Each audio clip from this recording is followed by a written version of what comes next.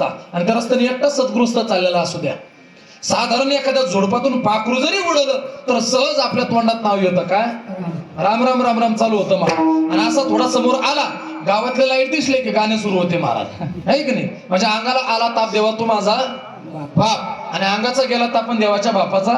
ही भक्ती तुमची आमची महाराज. म्हणून महाराज वर्णन करतात, माणसाला देवाचं स्मरण होतं पण ते दुःखामध्ये होतं. पण त्या ठिकाणी कुंती माता म्हणते, देवा द्यायचं असेल तर दुःख दे. आणि म्हणून तर म्हणावं लागतं, का पाहते पांडव अखंड वनवासी परित्या देवासी आठविती. महाराज वर्णन करतात, पाहते पांडव अखंड. याला ट्रवल मोकळा करा फक्त आवाज, बरं का. कार्यक्रम रोजच चालून मला थोडे सिस्टमचे सवय लागली, कारण मी त्याच्यात दर्दी माणूस आहे महाराज, बरं का. ज्याला स्वर नाही, ज्याला यातलं काही कळत नाही त्याचं बरं आहे महाराज, पण आपली जिंदगी त्याच्यात चालली सगळी, बरं का. मग गोड असणार त्या ठिकाणी फक्त मला समोरचा रिटर्न द्या. विठ्ठल पाहते पांडव अखंड वनवासी परित्या देवाशी. वा, आठविती. महाराज वर्णन करतात, ऐका बरं का, अभंगाचा अर्थ खूप गोड आहे.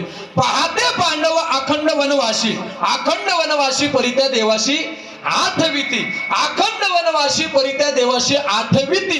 म्हणून द्वारकेचा राणा पांडवा घरी. म्हणून आम्ही आमच्या मनाचं बोलत नाही, ज्ञानदेव म्हणे व्यासाची पुन्हा द्वारकेचा राणा पांडवा घरी. विठ्ठल विठ्ठल. बरं माऊली, या सगळ्या गोष्टींचा आनंद जर आमच्या जीवनामध्ये आम्हाला प्राप्त करून घ्यायचा असेल तर आम्हाला कोणती साधना करावं लागेल, नेमकं काय करावं लागेल, जेणेकरून या सगळ्या गोष्टींचा आनंद उपभोगण्यासाठी आमच्या जीवनात आम्हाला प्राप्त होईल. महाराज वर्णन करतात, जर या संपूर्ण असणाऱ्या गोष्टींचा आनंद प्राप्त व्हावा असं जर तुम्हाला आम्हाला वाटत असेल तर रात्रंदिवस एकच करा. काय करा? हरी हरी म्हणा.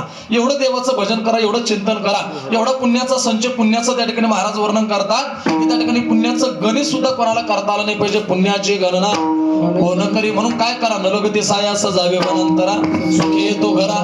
नारायण पण कधी अगोदर लावी मना पिशे गोविंदाचे. म्हणून हरिमुखे म्हणा, हरिमुखे म्हणा.